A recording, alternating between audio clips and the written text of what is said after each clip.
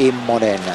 Välivaara jälleen hyvin, Tanskan neliön kärjet peittävät nyt Niskalan, se on tiedossa, sitten tulee vetopaikka ja sieltä lähtee Kuti, sitten Välivaara lataa saman tien ja seuraava tulee Immoselle ja Immonen lyö kiekon reppuun. Jarkko Immonen lataa ylivoimalla, kun 3.57 pelattu ottelun toista erää. Suomen 1-0 johto, 23-57, no tarkalleen ottaen tulee 23-38. Tuo ei pitänyt tulla paikkaansa, tällä pelikello näyttää nimittäin 3.57.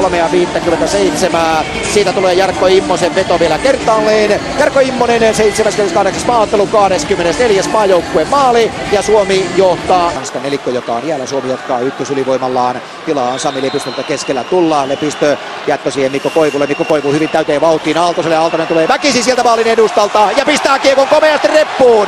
Sieltä pelataan loistavasti Juha-Matti Aaltosella laitaan kiekko ja Aaltonen spurttaa sieltä laidasta takatukka Hulmuten ja pistää ylivoimalla pelin 2-0.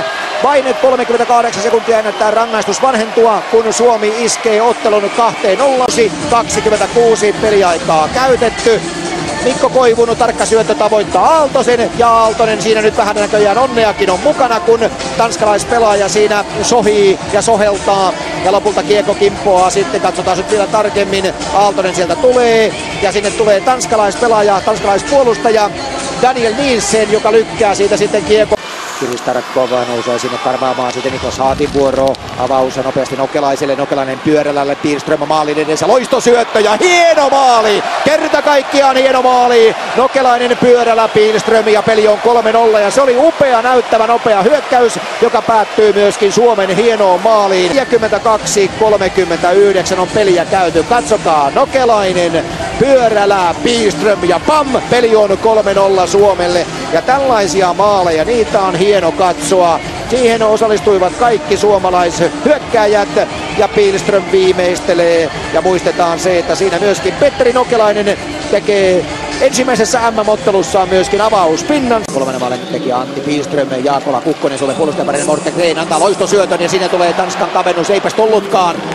Nyt tulee Niklas Haag lyö tyhjään häkkiin. Siinä oli ensin kiekko ylärimassa ilmeisesti ja saman tien siinä sitten Suomen pakka sekoaa täydellisesti. Ja näin Tanska tekee ottelussa avausmaalin, kun erää on pelattu 7.54. 47-54 ja siinä tietysti myöskin taas myrskyvaroitus Suomelle. Kyllä se tolppaan näköjään kilahtaa, mutta sen jälkeen sitten kaikki ryntäävät. 3 miestä ryntää tanskalaispelaajan kimppuun ja Niklas Haag täysin vapaana maalin edessä. Näette vielä kuinka sieltä lähtevät suomalaispelaajat kaikki oikein rynnäköllä liikkeelle. Niitä ratkaisupaikkoja aikaan. Granlund vielä 15 sekuntia. Granlund, Immonen, Puistola, Niskala ja komea laukaus. Janne Niskala napauttaa hienosti sieltä viivalta ja onko siellä sitten joku ohjaamassa, mutta joka tapauksessa se oli komea maali ja jälleen ylivoima maali Suomelle. Peli on 4-1 ja kyllä ylivoima on kova sana. Jos se on Granlund, joka maalin tekee, niin se oli myöskin tietysti historiallinen maali. Olleet olemattomat.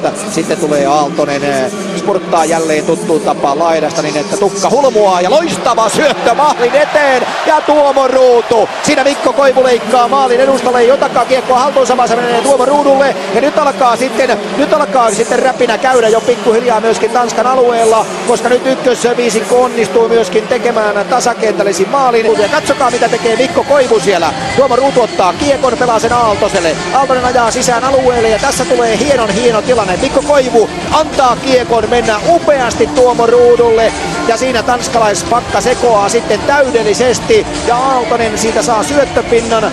Ja Tuomo Ruutu siis maalin tekijänä ja Mikko Koivulle todennäköisesti tulee myöskin syöttöpinna siitä, mutta ennen kaikkea hienoa oli katsoa tämä.